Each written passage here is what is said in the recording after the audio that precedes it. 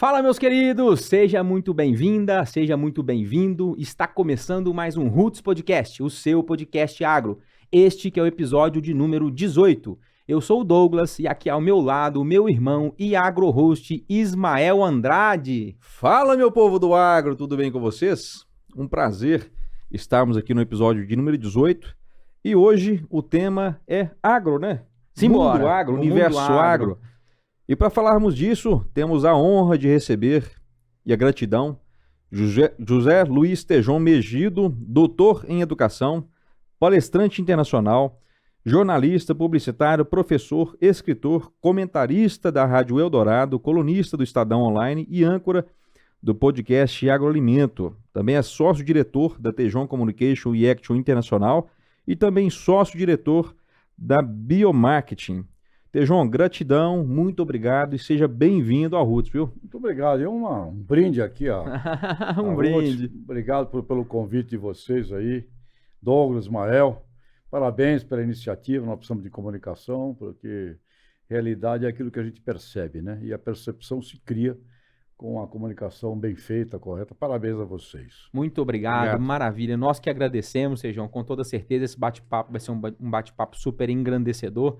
Já antes da gente iniciar a nossa conversa, só passar um recadinho super importante. Você já segue o nosso canal, já nos acompanha. Se ainda não, é bem simples, é bem fácil de fazer. É só clicar aqui no botão de inscrever-se e vir fazer parte da nossa comunidade, dar apoio para esse nosso projeto, para a gente continuar trazendo aqui histórias inspiradoras, comunicação do agro, fortalecendo o nosso setor. Antes da gente bater um papinho, vamos falar dos nossos parceiros, que são os parceiros que auxiliaram, né, o projeto iniciar e estão com a gente nesse ano de 2022.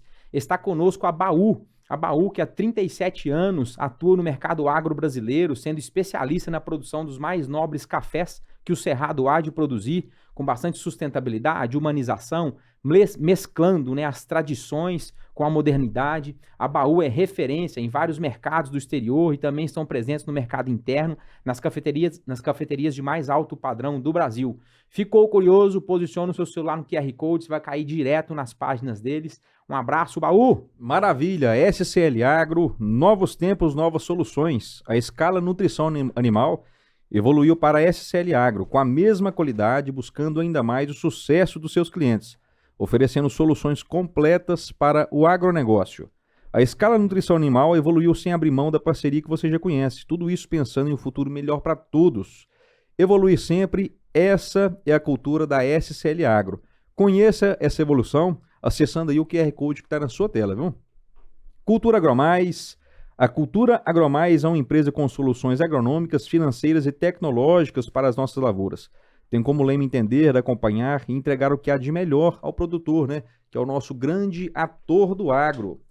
A equipe está presente no campo sempre com uma agricultura de identidade, né? Serviços e soluções para atender com qualidade. É isso aí. Agricultura com identidade também é cultivar com inteligência, fazendo tanto o investimento quanto o solo renderem muito mais. Atualmente a companhia está com 5 unidades, Patrocínio, Patos, Coromandel, Uberaba e Conceição das Alagoas, e um projeto de expansão já para esse ano, agora para esse início de 22, em mais 3 municípios: Capinópolis, Minas Gerais, Pirajuba, Minas Gerais e Ituverava, São Paulo. Quer conhecer mais um pouco da companhia? Só também posicionar o celular no QR Code ou digitar aí nas mídias sociais por Cultura Agromais. Estúdio Astronauta. Estúdio Astronauta é uma empresa especializada em gestão estratégica de redes sociais, de mídias, desde a criação da identidade visual, conceito, posicionamento, planejamento. Estão localizados fisicamente aqui em Patos de Minas, mas prestam serviço aí para todo o Brasil. É isso aí, pessoal. O diferencial deles é o fato deles pensarem assim, fora da caixa, né? Do ponto de vista de gestão, de criatividade e botar as coisas para ação. Então, você que é empresário, quer levar o patamar de publicidade da sua empresa, quer voar nesse ano de 2022, então entre em contato com os caras. Tem um material muito bacana e eu tenho certeza que vocês vão gostar bastante, viu? E para finalizar, está conosco a Faelo Filmes. Alô, produtor! Grande Faelo! A Faelo Filmes é uma empresa especializada em eternizar grandes momentos. Estão há 9 anos atuando no mercado de Patos de Minas. São referência no que fazem. Levam o que há de melhor em filmagens de casamento, evento empresarial, transmissões de lives. também estão inseridos no mercado agro, fazendo captação de imagem por drone. Confere lá, posiciona o celular no QR Code, você vai cair direto nas redes sociais. Só falar com toda a equipe do Faelo, que com toda certeza serão muito bem atendidos. Um abraço, Faelo! Valeu a todos os parceiros, que sem vocês, provavelmente a gente teria mais dificuldade de botar o Roots para nascer, né? Obrigado a todos vocês. Tejão, muito obrigado mais uma vez. É uma gratidão enorme. Eu queria também agradecer aqui a Edmeia, pessoa que nos recebeu muito bem por e-mail, a gente conversou e possibilitou a gente ter esse bate-papo. Quando eu te vi hoje lá no hotel, né? Falei assim, Tejão, 9 anos fazem que eu te vi pela última vez. Isso.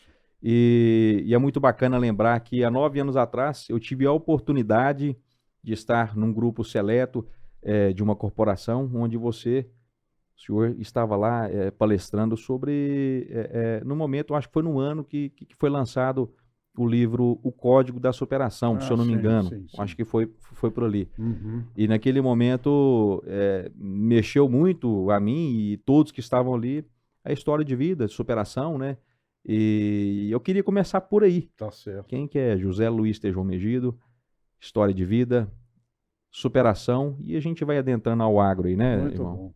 Mas a primeira coisa que eu queria fazer, Claro. estando aqui em Patos de Minas, que é um lugar que tem uma história da minha vida, né? Porque eu trabalhei muitos anos na Agroceres, Secundino, que nasceu aí em Presidente Olegário. Aqui tínhamos uma unidade de milho, primeira unidade de suínos híbridos do Brasil, onde eu conheci o Zé Ribeiro.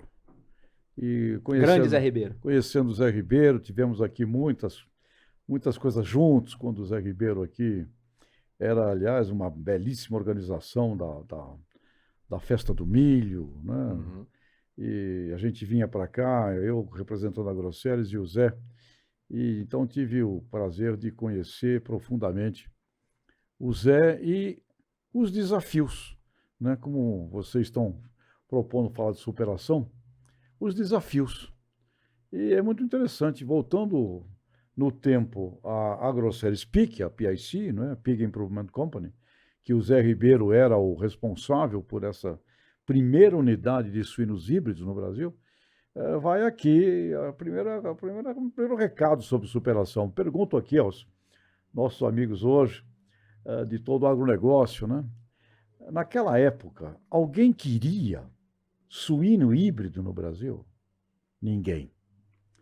Ninguém queria porco híbrido no Brasil. Havia um movimento contrário a isso. Fake news não é coisa de agora, é coisa de sempre. Fake news naquela época, claro que não era através disso, né? Mas o fake news, através da fofoca, através de todos os outros meios, dizia: a Agroceres está trazendo para o Brasil a peste suína africana através desse Dos núcleo híbridos. de melhoramento genético, na visão do pessoal, pioramento genético. Então ninguém queria. Então vocês veem que algo que ninguém queria foi enfrentado, e foi enfrentado com ciência, com tecnologia, reunindo as pessoas bem intencionadas em torno disso. Na época, o próprio ministro Alisson Paulinelli, que era o ministro, foi importantíssimo, porque ele autorizou que aterrissasse em Brasília o primeiro lote de núcleo genético desses suínos, porque havia um impasse de não autorizar o avião, inclusive, a descer. Então, algumas pessoas, e essa acho que é a grande ciência da superação, ela sempre depende de alguns. E é aquela frase do Winston Churchill na Segunda Guerra Mundial, quando ele enfrentava o que era, teoricamente, aquela época meio impossível. Imagine que você vai enfrentar e vai vencer o exército alemão, nazista, que era considerado imbatível. E o Winston Churchill, com a sua força aérea limitada, ele dizia: nunca tantos deverão tanto a tão poucos. Então, uma coisa muito importante nessa coisa da superação é que agronegócio é sinônimo de superação. Foi e está sendo do que nós vamos ter que viver daqui para frente. E acho que a maior regra, a maior lição aí do livro que você mencionou, o Código da Superação, o meu último é O Poder do Incômodo. A maior lição é: a viver na terra é superação constante e permanente. Então, caia na real, né? E segundo, nós não conseguimos sozinhos. Nós somos dependentes de pessoas, somos dependentes de gente, e vamos, nesse processo da superação, nós vamos separando aquela força humana que nos faz progredir daquela outra força humana que se acovarda, que só reclama, que só se vitimiza, né? E isso é a essência da superação. Então, eu queria primeiro deixar essa homenagem aqui ao querido Zé Ribeiro, a toda a família do Zé, né? Hoje tem aqui o que eu considero também praticamente um irmão meu aqui nessa família, que é o Carlos Alberto, com quem eu convivi anos e anos lá em São Paulo. Praticamente é um irmão de alma, que é marido da Gláucia, portanto, acabo dando a honra aqui. Um abraço, Carlos Alberto, com vocês. Que inclusive está conosco aqui nos estúdios. Vocês não estão vendo na câmera não, mas ele está de trás da câmera aqui, já organizou uma data para poder vir falar um pouquinho do universo dele para a gente, ô Tejão? Então, com a Roots aqui, esse é o grande, acho que o grande recado, né? Viver é superação constante e permanente, e tem essa coisa da sabedoria. Sozinho não consegue. É necessário um time, é necessário pessoas, porque a luta sempre será brava. Mas tá aí. Aquilo que era impossível, né, lá no início desse trabalho do Zé, hoje representa praticamente toda a suinocultura brasileira, não só a marca PIC, que continua, mas o que é o suíno híbrido, e vale também para o milho híbrido. Milho híbrido também no seu nascedor, com o Antônio Secundino de São José, também desta região, ninguém queria. Ninguém queria saber de semente híbrida de milho. Foi outra luta. Portanto, a gente pode assegurar, aqui para todos que estão conosco hoje, que existe um rumo para onde a humanidade vai.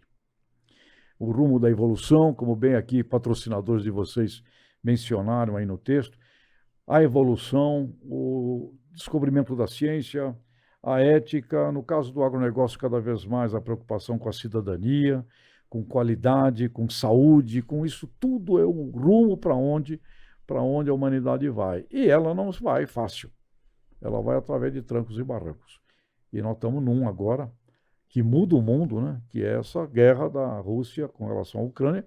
É uma mudança na geoeconomia, na geopolítica e no agribusiness mundial. Nós estamos falando de dois países que são super responsáveis por alguns setores, né? A gente vem falando e vem discutindo bastante sobre esse grande universo. A hora que a gente fala nos setores que mais tocam o nosso negócio, a gente vai falar direto de fertilizantes. Tá vindo aí um plano nacional para poder amenizar isso. Queria que o senhor falasse um pouquinho disso também. A gente vai falar de fornecimento de trigo, são super importantes, né? Fornecimento de milho, a gente vai falar de petróleo, vai falar de energia. Como é que o senhor enxerga esse cenário da guerra? Como é que o senhor enxerga esse cenário social, político e nós aqui no agronegócio totalmente dependentes ainda de importação de fertilizante e o quão isso já impactou em custos de produção, onde é que isso vai chegar? Traz um pouquinho da sua visão para nós, Tejão. Bom, é uma bela lição a mais, né? O mundo sempre teve guerra. Em 3.000 anos de história, nós só tivemos 8% do tempo sem guerra. Então, guerra no mundo faz parte. E a gente tem que também, como a gente começou a falar de superação, entender a regra do Daniel Kahneman, que foi o Prêmio Nobel de Economia em 2002. Ele diz, tudo que acontece na economia é o acaso que determina.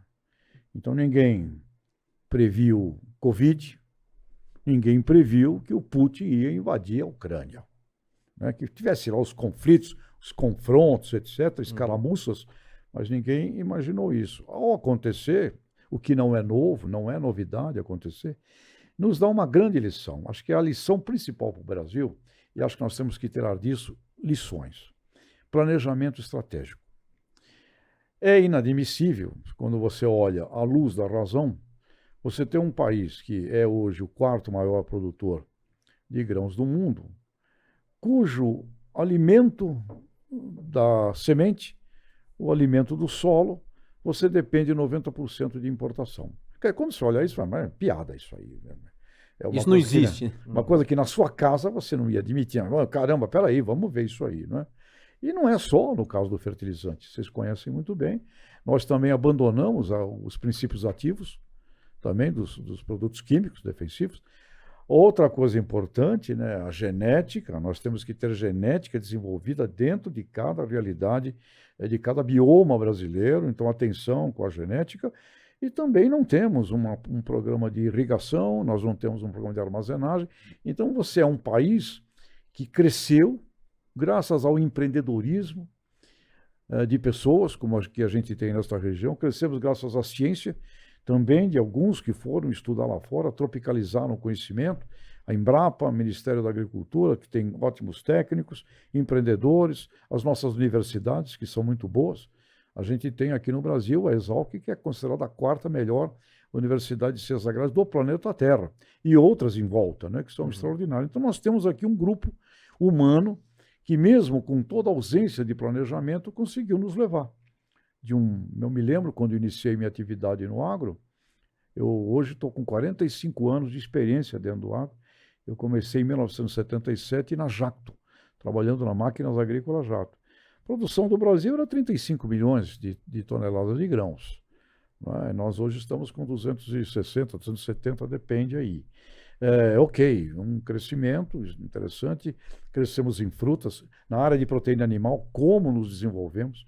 Porco e frango era nada, absolutamente nada, né? Consumo per capita ridículo.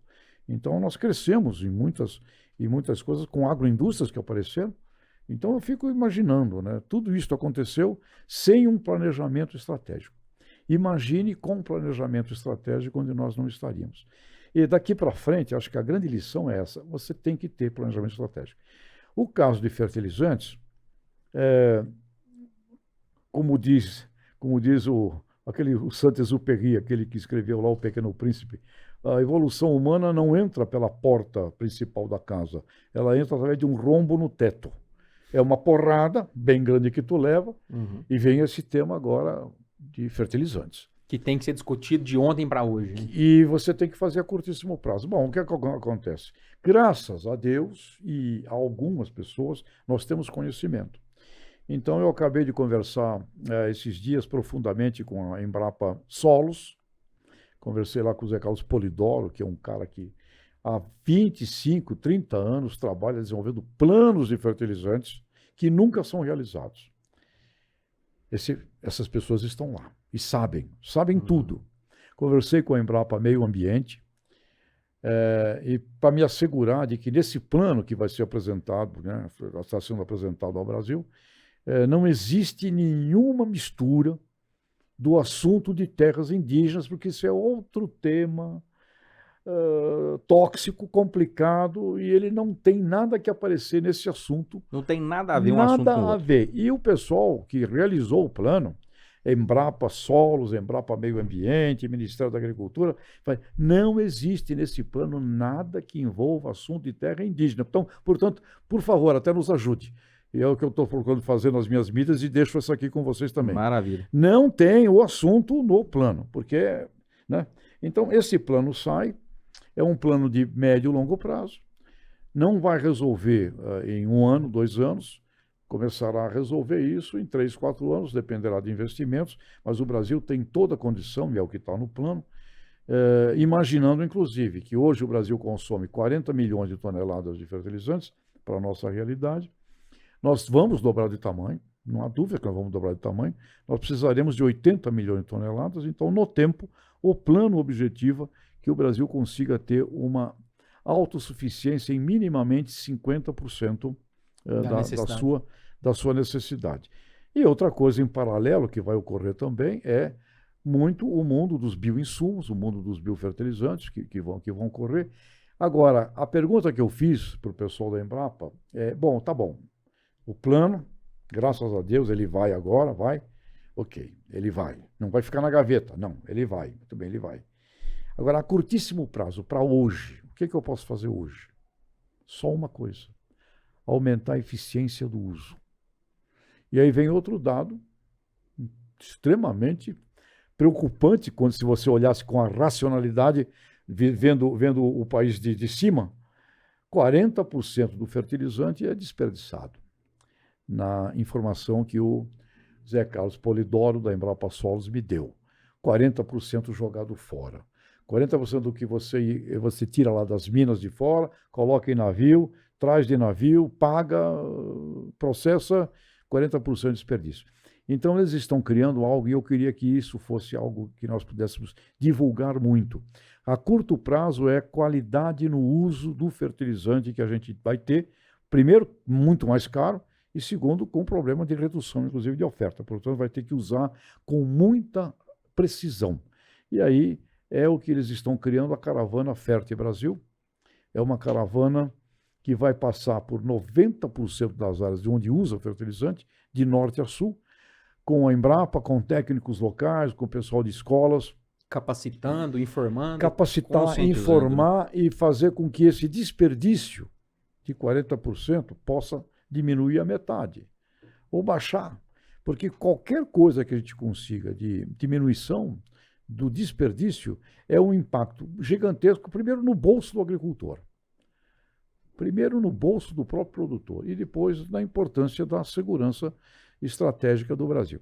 E em paralelo a isso, a curtíssimo prazo, é inteligência comercial.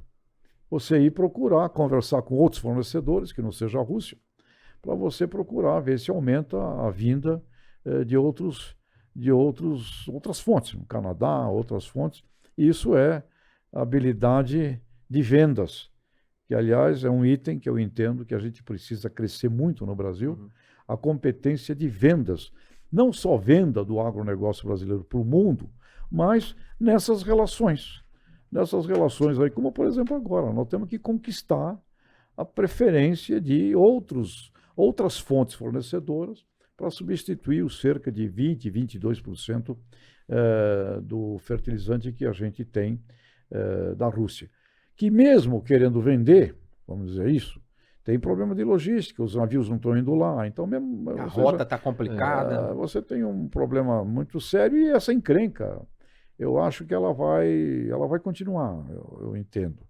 Porque eu acho que a decisão que o Putin tomou de colocar o exército no chão, com aquele povo ucraniano, que não é aquele povo ucraniano tem uma história milenar, eles são guerreiros, eles são... aquilo ali vai ter encrenca. Não vão entregar de bandeja, né? Aquilo ali vai ter muita encrenca.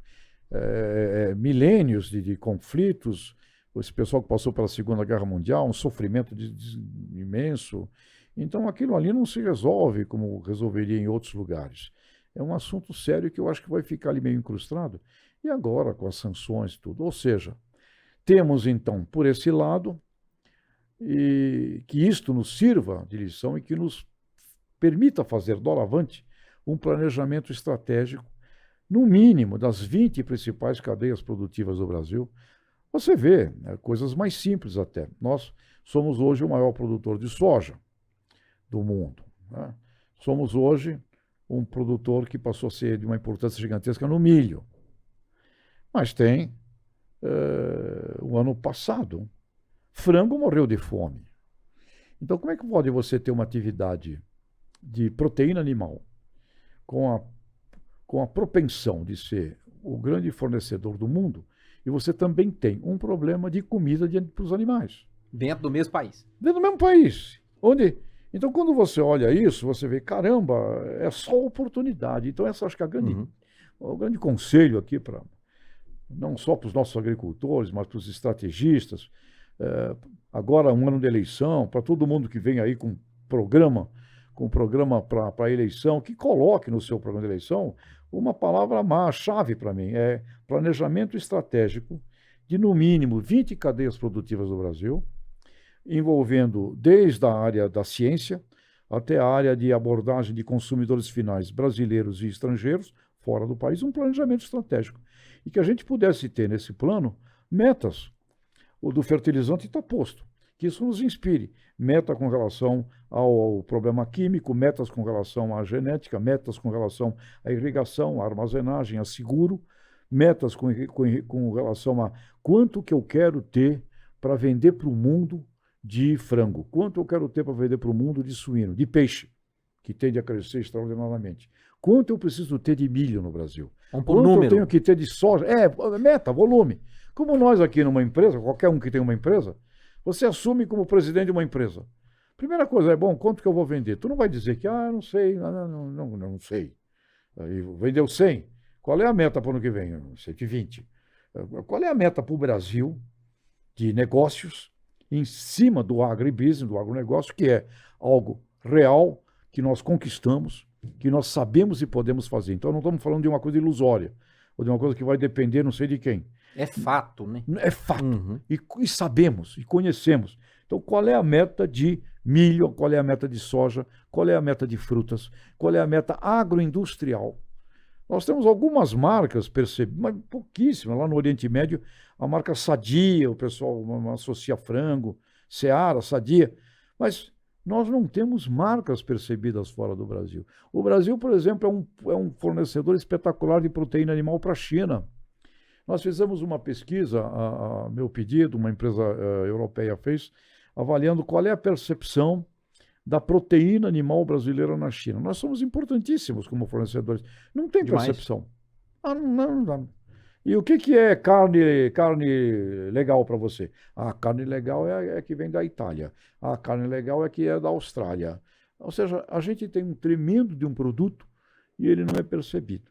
Então, esse tipo de batalha que vocês estão fazendo aqui, na Roots Podcast, a batalha pelas percepções. Então, nós temos que ter um planejamento estratégico que envolva batalha, fight for perception, é o nome dos americanos. Lutar pelas percepções de coisas justas e reais. E agora, pessoal, nessa crise, a Europa se prepara para ver como é que produz mais, porque Rússia e Ucrânia, número 1 em trigo.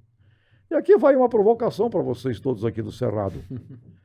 Por que o Brasil é dependente, metade do trigo que consome o Brasil é dependente de importação? Por quê? Nós não sabemos produzir trigo? Sabemos. Nós temos pesquisa de trigo para Cerrado hoje. Nós sabemos produzir. Por que o Brasil não pode se transformar num exportador de trigo? Podemos. São Gotardo aqui. São Gotardo é uma região que já produz trigo, mas o potencial é muito grande. Podemos. Né? O oeste da Bahia tem gente produzindo. Ou seja, nós podemos. Agora, para fazer isso, não pode ficar. E aí é algo que os agricultores se ressentem e que a gente precisa ter essa consciência. Não pode deixar nas costas dos agricultores isso. É por tua conta. Então, tu vai e faz. Você decide que você vai pegar a tua pastagem degradada e você vai colocar lá 20 mil hectares de trigo. Não pode ficar por conta do produtor. Você tem que ter um plano, um compromisso, um contrato, um acordo, até porque, vamos imaginar que a gente queira fazer aqui no Brasil 12 milhões de toneladas de trigo, por exemplo. Nós temos que ter um plano. Como é que a gente combina, como é que a gente contrata, meta, como é que a gente financia. Analisar o Brasil como uma empresa mesmo. E aí você monta um sistema, que é esse sistema de agronegócio. Portanto, tudo isto, para a gente falar de superação, é de uma superação extraordinária, porque você tem que ter essa lucidez, você tem que acreditar que isto é possível de ser feito, você tem que envolver várias pessoas, não é só você tem que abandonar o ego. Você tem que abandonar o ego, porque é uma cadeia produtiva que vai ter. E você tem que, na minha forma de ver, proteger o agricultor, sim, porque o agricultor é o elo mais frágil desse sistema. É ele que lida com os fatores incontroláveis todos, é ele que lida com os aspectos da insegurança de bolsas, da insegurança de moeda, da insegurança de coisas como esta, que acontecem no mundo o tempo inteiro, que é o que o Daniel Kahneman disse. Na economia ninguém sabe o que rola, porque o que acontece na história é o acaso que determina. Alguma coisa que você não imaginou, que você não pensou. E aí acontece é o que está tocando uma bomba. Aí tem o lado difícil para quem não está preparado. E aqui eu queria invocar o que eu aprendi com o velho Sunji Nishimura, lá da Jato, que foi meu primeiro grande patrão, eu diria, na moda antiga. Ele dizia: João, quando tudo está bem, se organiza e se prepara, porque vai ficar mal um dia. Se você estiver preparado, quando tudo ficou mal para todo mundo, você é o que mais vai crescer. Então, está bem, prepara para cair. Na queda, prepara para subir. Isso envolvia, do ponto de vista da filosofia dele lá, uma preocupação financeira de caixa. extraordinária. Essa companhia nunca deveu nada a ninguém. Um caixa sólido, um rigor financeiro sólido e, ao mesmo tempo, inovação. Inovação, inovação, inovação, inovação. Está bem? Investe em inovação. Quando ficou ruim para todo mundo, a inovação vem e te joga lá para cima. E diversificação de itens. Então, este bom senso, né, que é o bom senso da administração, a gente precisa promover e saber que os agricultores, na cadeia produtiva toda, da ciência até o consumidor final, é o elo mais frágil, porque ele está dependente, é céu aberto, e ele depende de fatores internacionais, e o agricultor não coloca preço na sua mercadoria. Quem bota preço na mercadoria é o mundo lá fora. E o agricultor não bota preço nos insumos também. Portanto, o agricultor tem sim que ser protegido, na minha forma de ver, por contratos que permitam que ele não vá à falência nos anos em que as situações incontroláveis ocorrem, e que quando tiver uma situação também que fique muito complicada para a agroindústria, para aquilo que é o cliente dele, também você proteja o outro lado. Então, uma organização mais combinada, e necessariamente para fazer isso você tem que ter planejamento, tem que ter armazenagem, estocagem, uma política que envolva metas, mas metas. Arroz e feijão. Há quantos anos arroz e feijão é a mesmíssima coisa no Brasil? Imagine arroz, um produto simples, feijão, um produto espetacular. E acho que o Brasil, nesse momento, o principal recado que eu daria para o mundo hoje seria, olha pessoal, o Brasil é país da paz, o Brasil é um país que nunca se meteu em guerras, em encrencas, o país recebeu todas as pessoas de todos os lugares do mundo vieram para cá. Se perguntar quem é o seu pai, quem é seu avô, quem é seu bisavô, você vai dizer... Vai achar alguém aí. Você vai achar gente que veio para cá, e veio para cá, não veio rico não, veio para cá em sofrimento, veio para cá fugindo de fome, fugindo de guerra, fugindo de misérias, os nossos ancestrais. O Brasil sempre foi um país de oportunidades, né, Tejão? Esse pessoal vinha com sofrimento, negros, sem esquecer a parte africana, que veio numa situação naquela época, situação terrível, como escravos, e esse pessoal, com índios, se misturaram. E fizeram aqui um país que tem... Aqui nós temos todas as raças do mundo. Então nós temos autoridade de falar para o mundo, pessoal, no Brasil tem um pedacinho de qualquer país do planeta Terra. Portanto, nós somos um país do mundo.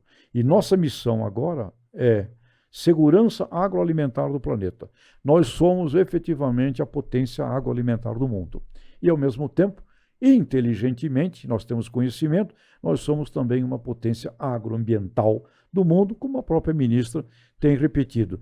E ao falar isso, nós não estamos falando de bobagem, de ilusões, estamos falando de coisas concretas e reais.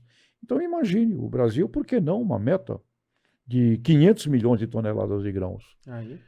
Quando nós começamos o problema da crise da Covid, fevereiro de 2020, eu fazia isso, eu cobrava muito, pessoal, crise de Covid, o mundo vai parar, o preço das commodities vai explodir e vai ter, quem tiver grão, quem tiver alimento, vai estar muito bem.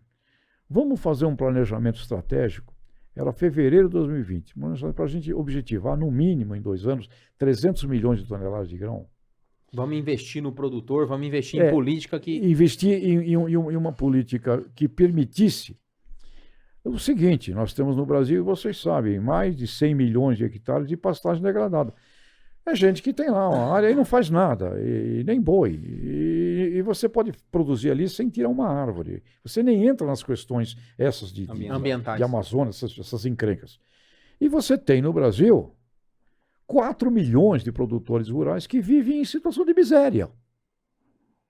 São pequenos, familiares, e que as cooperativas seriam formas extraordinárias de organizar. Então você tem gente que sabe mexer na terra, você tem técnicos, você tem cooperativismo. Aliás, o cooperativismo brasileiro é muito bonito e quando a gente fala disso no exterior, é assunto de imagem positiva, né? Você tem Embrapa, você tem ciência. Então nós poderíamos sim ter um plano para fazer isso. Quando a gente conversa sobre isso, o pessoal fala, Tejão, mas isso vai interferir nos mercados. Essa estratégia tem que ser feita de uma forma que ela não interfira no mercado normal. tem que ser feito como um plano de Estado, num acordo com o Estado. Então, é para você trabalhar isto num sentido de Conab, num sentido de outra. É como se você tivesse duas caixas, o Brasil A e o Brasil B. E esse Brasil B serve de suporte para o A, no momento da dificuldade, e quando não, ele vai servir para aumentar a nossa venda em lugares que a gente não está vendendo nada. Para vocês terem uma ideia interessante sobre essa potencialidade, além de assuntos na ordem, inclusive, assistencial do planeta, nós poderíamos criar programas de dever. Não tem o Médico Sem Fronteira? Sim. Nós podíamos criar o Farmer Sem Fronteira, o Agricultor Sem Fronteira. Temos ali um programa de combate à fome brasileiro. Seria muito, muito interessante, fora das coisas de mercado. Aí, quando a gente conversa sobre isso, o pessoal fala, mas isso vai interferir. Impactar no mercado. Se você deixa solto, vai. Não é para deixar solto. Então, você tem que ter um A, que é capitalista, e tem que ter esse B, que é de Estado, ver como é que ele segura. Imagine numa situação desta que a gente tem hoje, quanto nós perdemos de tonelagem de grãos em função climática nesses últimos 2 anos. Quanto nós perdemos? 40 milhões de toneladas de grão. Num mundo que está ávido por grão, que o grão subiu e vai continuar subindo. Imagina, nós perdemos 40 milhões de toneladas de milho e soja em função de clima. Mas foi o clima. Até quando? Até quando o clima não interferiu nas coisas? Então, se o clima interfere, você tem que ter o quê? Política de irrigação, política de diversificação de regiões. Nós estamos deixando de ganhar 40 milhões de toneladas de grãos, no mínimo, para vender para o mundo. Quando não, vai ver a situação que está vivendo hoje aí o suinicultor brasileiro, o pessoal dos ovos, o pessoal do frango, precisando de nutrição num preço daquele tipo.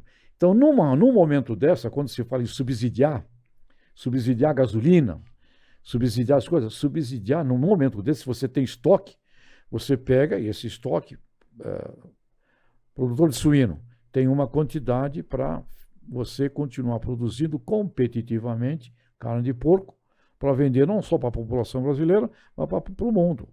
Porque o maior problema do cara do porco hoje, ele não põe preço no porco. E se o custo dele é o dobro do que ele está recebendo, acabou. E onde está o custo? O custo está na nutrição do animal.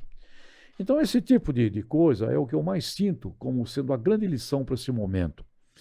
Planejamento estratégico do agro brasileiro, não esquecendo a agroindústria, porque é na agroindústria que você gera valor, que você cria coisas. E a gente pode, mas a agroindústria, sim, a gente pode ter. Outro dia eu estava no Mato Grosso, lá em Sinop, e fui lá num restaurante que o pessoal da Embrapa me levou, chamado Restaurante Donana. Sinop. Aliás, tem alguém aí? Vai lá dar um abraço. Alô, Sinop! Alô, Sinop, vai lá um abraço na Donana.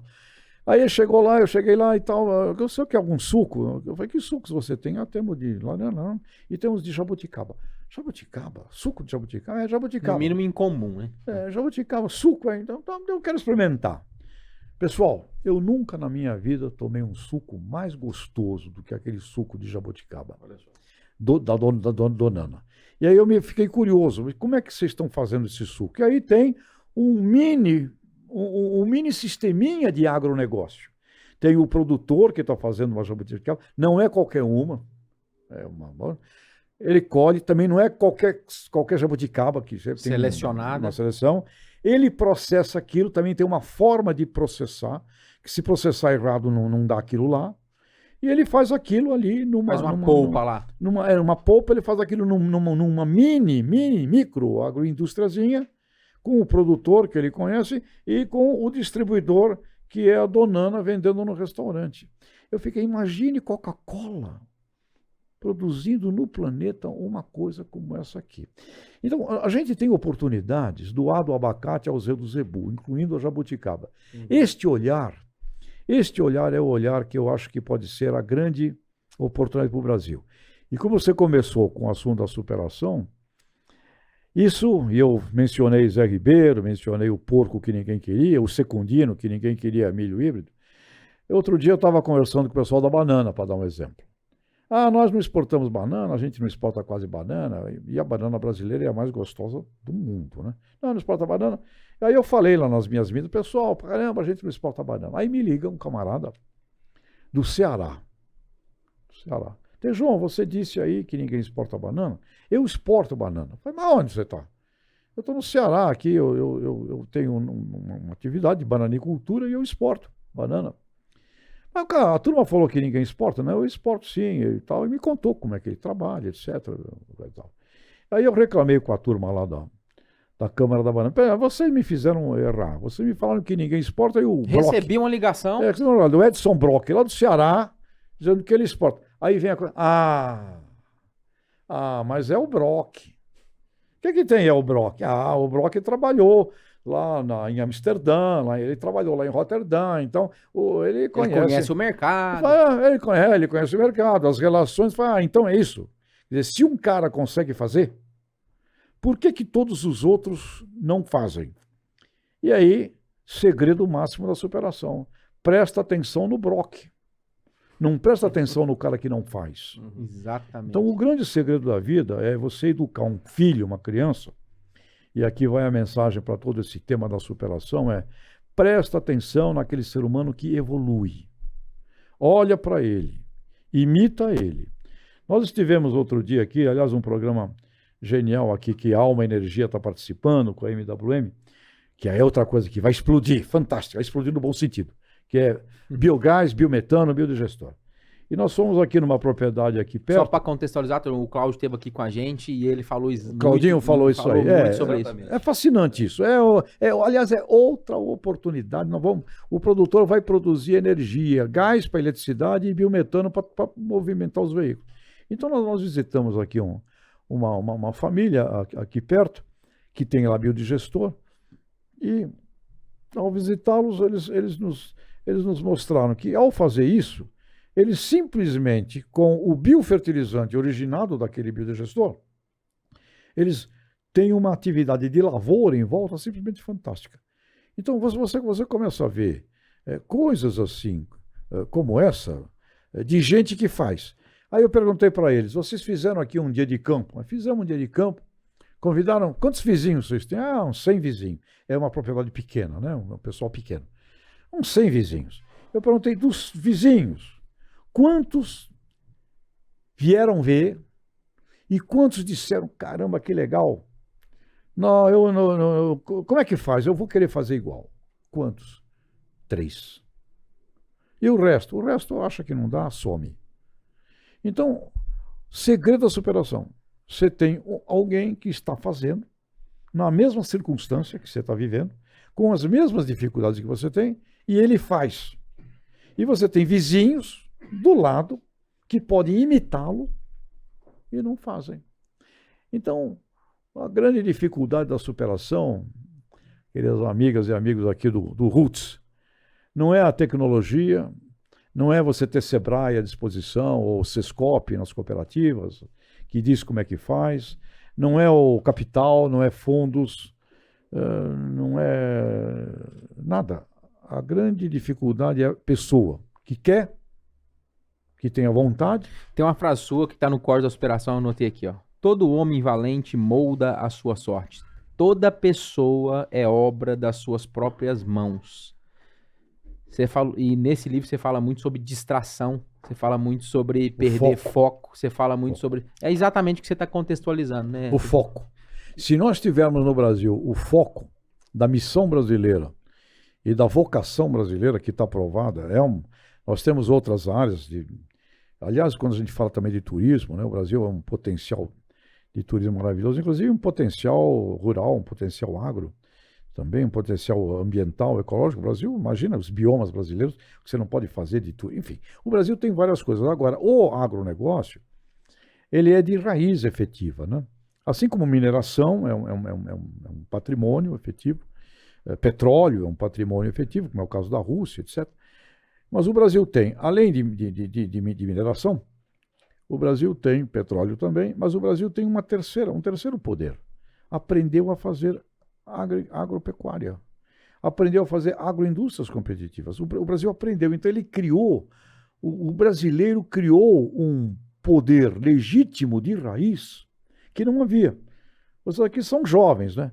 Mas eu me lembro, no anos 60, 70, o pessoal achava que aqui a gente não ia poder fazer nada, que não ia poder produzir nada, tirando banana aí para a gente comer aqui, tirando o cacau, a borracha, a cana-de-açúcar. O Brasil não ia ter nada, o café, o Brasil não ia ter nada além disso. Ter alimentos. Alô, ministro Paulinelli! Um abraço, Paulinelli. Tamo nesse contexto aí, ó. Que o Cirne tá Lima falando, né? também, outro ministro que antecedeu o Paulinelli, merece, a gente não pode esquecer dele. Então, o Brasil aprendeu. Ao aprender, ele criou um patrimônio efetivo. Em cima desse patrimônio, é que nós temos uma chance gigantesca de ter um plano factível e concreto e não ilusório. E hoje, quando você reúne a soma das cadeias produtivas do agronegócio, antes da porteira, dentro e pós, a última conta que o CPEA que fez deu 27% do PIB do Brasil, na soma dos três, antes, dentro e pós. Né? Se você tem 27%, na minha opinião, tem que medir outras coisas que não sendo medidas, eu diria que a soma das cadeias produtivas no Brasil estão mais para 35% do que para 27%, tá certo? Mas considerando que seja 27, que seja 30. Se você tem essa realidade, se você olha como um estrategista, fala, eu tenho um treco aqui que eu sei fazer, que ele representa 30% do meu PIB. Se isso aqui eu posso multiplicar por 2, posso multiplicar por 3, em algumas coisas posso multiplicar por 10, com isto aqui eu vou fazer o PIB brasileiro crescer. Então eu teria como resultado desse planejamento o seguinte, PIB do Brasil. Eu não aceito 1 trilhão e 400 bilhões de dólares. Eu não aceito que o PIB do Brasil seja de 1 trilhão e 600 bilhões de dólares. O PIB do Brasil tem que ser um PIB no mínimo de 4 trilhões de dólares. Para que ele alcance esse número, eu tenho que duplicar estes 30%, porque é desta riqueza que eu vou viabilizar e ter factível o resto. Até porque a decorrência disso é onde vai ter mais construção, é onde vai ter mais setor automobilístico, é onde vai vender mais joias da H externo, é onde vai ter mais decorrência deste poder legítimo do sistema de agribusiness. Então nós temos no Brasil uma coisa maravilhosa. E eu só sinto falta, como falamos aqui de comunicação, eu sinto falta de um emissor. Né? Toda comunicação começa com um emissor. Quem emite? A reputação e a credibilidade de quem fala isso. Alguém que diga para o mundo exatamente isso. Nós somos um país de todos, nós vamos produzir aqui alimentos, energia, meio ambiente, para ser a segurança agroalimentar do planeta Terra. Essa é a nossa missão e nós sabemos fazer. Que espetáculo seria isso para o mundo. E nesse momento crítico, onde você está com risco, eu estou voltando da França, né? O risco, os produtores de suínos, de aves apavorados com a dependência de nutrição. A agroindústria europeia apavorada com a dependência do trigo. E agora eles vão voltar a ter uma política de proteção na Europa, pelo medo. Então vai ter uma parte lá daquilo que é preservado, acho que uns 2 milhões de hectares, que eles estão pedindo autorização para plantar, para criar o que eles chamam de um escudo protetor alimentar na Europa. Né? Então você imagine o Brasil podendo incorporar aqui, nós estamos com 70 milhões de toneladas de hectares de agricultura, a gente incorpora facilmente aí mais 50. Quase que dobra. Mas, além disso, pega os bons Zé Ribeiro, produtor maravilhoso, vai lá imitar o Zé. Que a gente pode crescer de produtivo. Você mexe com fertilizante, você está numa cooperativa. O que a gente pode crescer verticalmente em produtividade, rentabilidade, dentro do que já existe, a gente leva o Brasil de 260, 270 facilmente para 500 milhões de toneladas de grão. E você diz, mundo, nós temos comida para nós e para o planeta. E aqui a gente pode fazer. E aqui a gente não está do lado aí das encrencas, que é onde sempre tem muita encrenca. É para aquele lado de lá, né? Primeira Guerra Mundial, Segunda Guerra Mundial, Revolução Espanhola, conflito no Oriente Médio que não acaba nunca, as encrencas estão sempre muito mais por ali. Fronteira zero, né? E aliás, falando de América, acho que está aqui outra coisa importante nesse momento, é o Brasil voltar os olhos para a América Latina.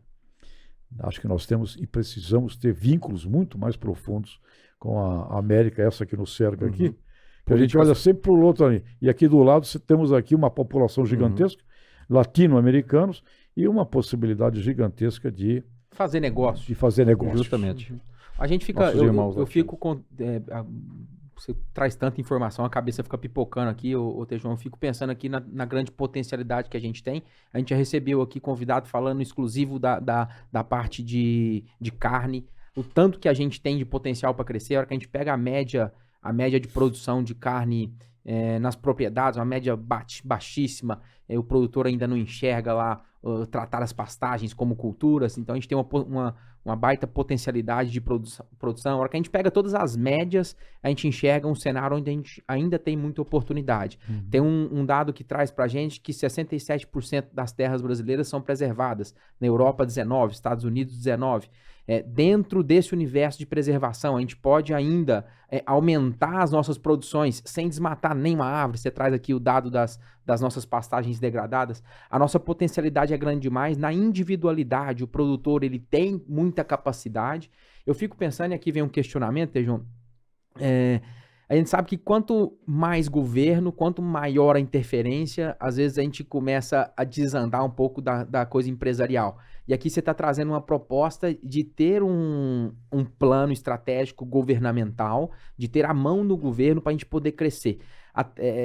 Até onde essa intervenção governamental ela faz sentido para a gente crescer e o produtor organizar sozinho, ele não está dando conta, é uma responsabilidade muito grande. Entendeu o ponto? Até onde vai isso? Não pode ser só governo. É uma reunião da sociedade civil organizada com o governo. O RenovaBio foi feito. É um exemplo. Esse plano de fertilizante está sendo feito. É um exemplo. Tem a iniciativa privada participando. Segundo os dados que o Polidoro da Embrapa me passou, 120 técnicos de governo participando e cerca de 500 fora de governo. Legal. Então isso exige, e aí que tá, não pode ficar esperando o governo. Aliás, Alisson Paulinelli, que você mencionou bem, num papo que eu tive com ele, ele falou: Tejão, não espere mais de governo. Nós temos que ter uma sociedade civil organizada que provoca e traz as demandas e vai trazer do governo. Tem gente muito boa, gente muito bem intencionada no governo, né? Mas o governo, principalmente dos técnicos que estão lá, pessoal do Ministério que está lá trabalhando há anos, gente da Embrapa, gente séria assim. E vai ter também, sem dúvida, políticos muito bem intencionados, existem. Então você, ao fazer a sociedade civil organizada nesse sentido, com um plano, colocando efetivamente os interesses do Estado brasileiro acima de tudo, um plano que não seja minado por uma eleição de uma facção A, de uma facção B, coisa do tipo. E nesse sentido, eu convoco todos a olharem os municípios brasileiros mais bem administrados. Você vai encontrar ali a participação grande da sociedade civil, da associação comercial, do sindicato rural, da associação industrial, de clubes de serviço, de Rotary, etc. Esta turma reunida, criando planos municipais, ao lado de um bom prefeito e um bom legislativo, maravilha. Se por azar não está com um bom prefeito, eles deixam piorar menos. Então, a sociedade civil organizada tem que participar efetivamente e começar com as cadeias produtivas, né? Eu diria, a cadeia produtiva da proteína animal, junto com a Abramilho, junto com a ProSoja, soja, milho, e carne. As carnes, mais Itamaraty, mais supermercados, você reúne mais as Embrapas do ponto de vista da ciência envolvida nisso, com mais entidades do setor privado, você cria um núcleo de trabalho com esse objetivo. Qual é o objetivo? O objetivo que nós temos é fazer progredir o setor de frango, fazer progredir o setor de suíno, fazer progredir peixe. A meta é essa. Temos condição de trabalhar com... Nós vendemos para... Outro dia, dando um exemplo de uma área que nós somos o número 1 no mundo. Para você ver como o Brasil é oportunidade em tudo. Nós somos número 1 no mundo em suco de laranja. O maior produtor, o maior exportador. Somos grandes. O 1 em produção, o 1 em exportação. Tá certo? Então não estamos falando de um setor que a gente é médio. E na conversa com eles lá, eu falei, pô, a gente pode crescer a citricultura, mas Tejão, nós já somos o maior do mundo em produção e o maior exportador. Eu perguntei qual é o consumo médio per capita de suco de laranja na Ásia. Nada. Se a gente aumentar o consumo per capita de suco de laranja na Ásia, você precisa de outra citricultura desse tamanho aqui. Então, mesmo para uma atividade que você é grandão, Ainda tem oportunidade demais. É o caso, imagine. é o mesmo caso da carne, né? Consumo lá na China, se eu não me engano, 7 quilos ano habitante. Nós estamos aqui no Brasil 35. A gente pega a Argentina com 50 e poucos quilos, né? Então, se os chineses começar a comer carne, a gente viu uma baita oportunidade aí, Ou né? seja, Brincando, o né? Brasil é o país com potencial de maior riqueza do planeta Terra. Nós só precisamos de administração. E como Peter Drucker, famoso mestre, mentor da administração do mundo, né? Peter Drucker, já falecido, ele dizia, não existe país subdesenvolvido, existe país subadministrado. Então nós temos a necessidade de uma organização de administração. Aí você vai, mas não é impossível. Amigos, amigas, aliás, produtoras rurais serão cada vez mais importantes. E na França, de onde eu estou vindo, notícia, hein? O Salão de Agricultura de Paris, agora terminou recentemente, o maior item do Salão de Agricultura de Paris era a presença das mulheres agricultoras francesas. 25% das propriedades francesas estão administradas por mulheres na França. Olha só. E o que eles dizem lá na Europa? Os produtores clássicos ficaram já velhos. Quem é a principal nova geração que vai fazer a nova agricultura europeia? Mulher. Então, quando a gente vê aqui o camarada que não quer progredir, você tem o Zé Ribeiro para imitar e você não imita, porque você não quer.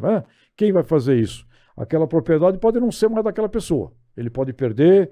O conselho que eu dou, arrenda logo, tira o time, que tudo não vai dar certo.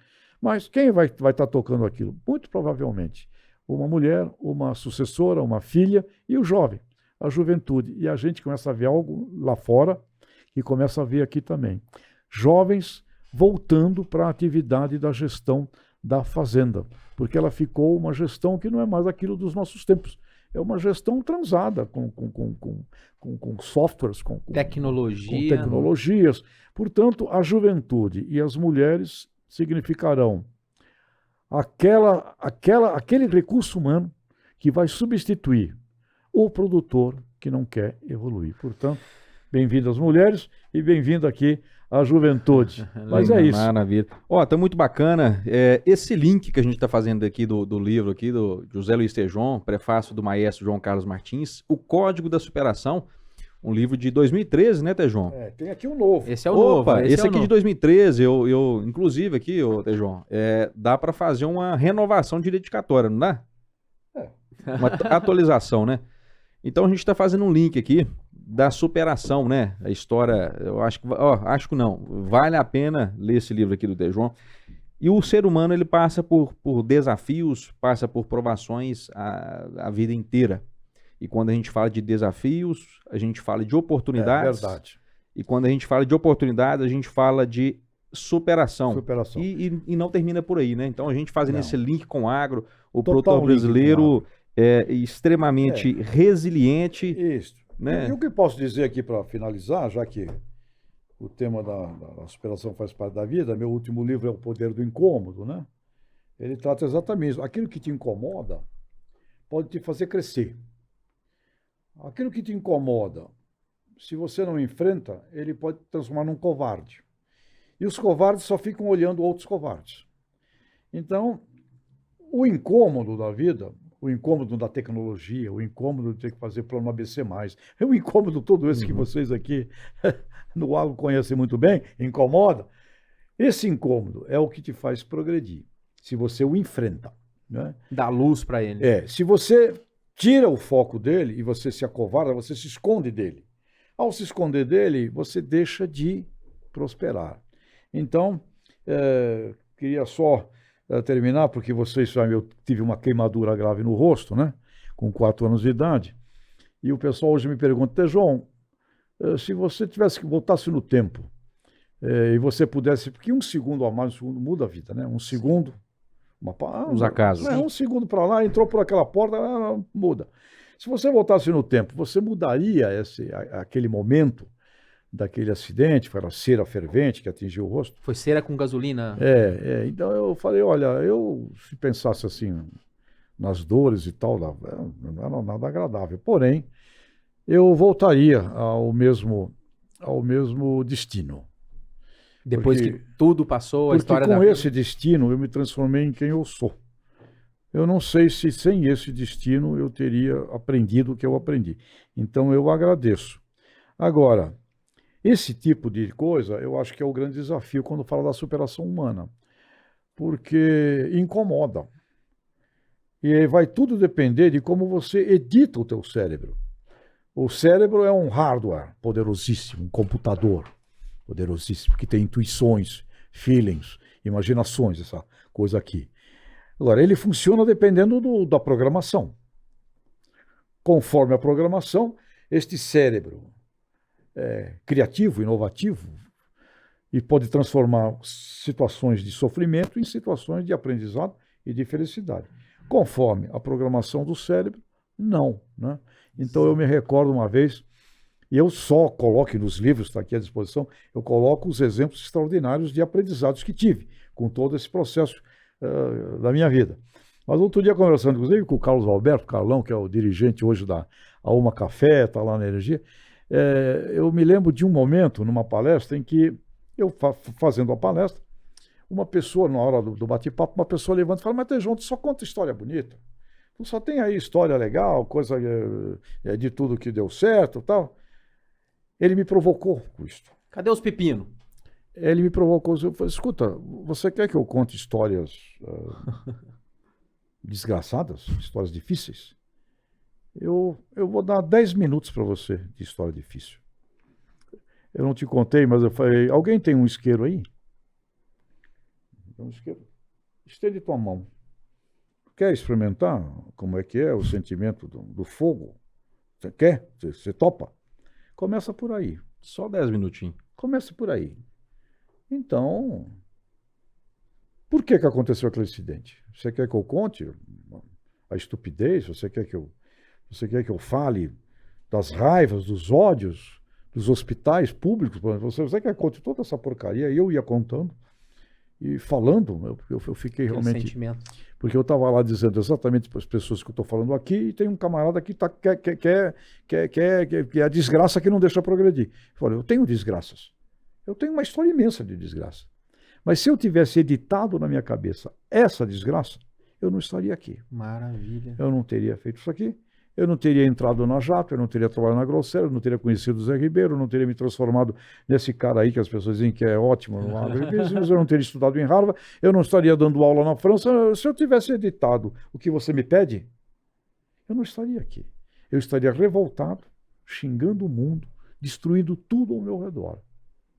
E é isso que separa a pessoa que supera da pessoa que não supera. E você pode ver, onde tem alguém se fazendo de vítima, acusando o outro, ali você tem um ser humano que está precisando de ajuda.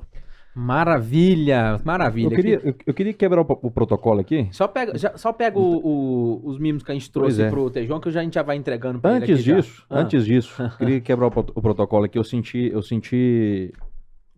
que eu preciso fazer isso aqui. Tejon gosta muito de música e esse livro aqui trouxe muitos ensinamentos e vai trazer muitos ensinamentos às pessoas que irão ler ainda.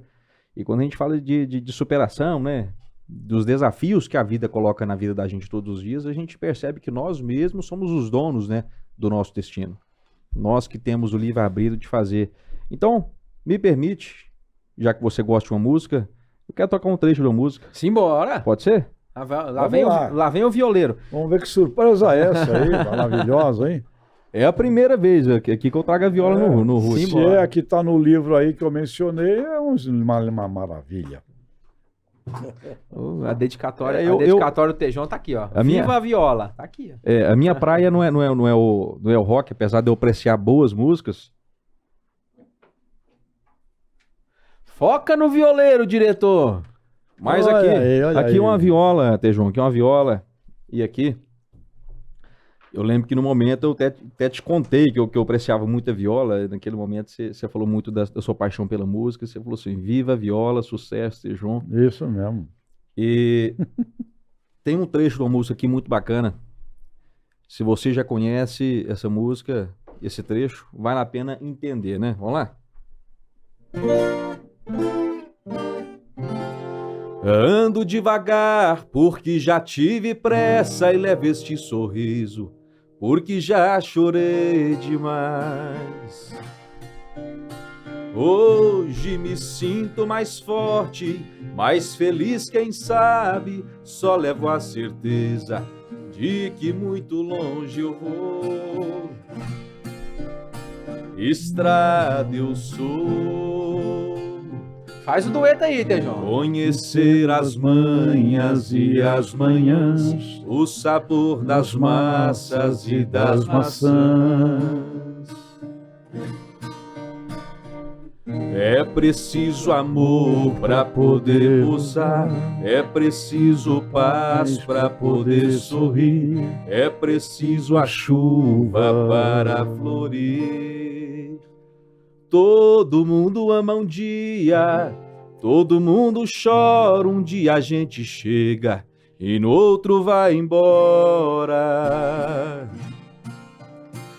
Cada um de nós compõe a sua própria história, cada ser em si carrega o dom de ser capaz de ser feliz. Conhecer as manhas e as manhãs, o sabor das massas e das maçãs. Aô! Olha a boa!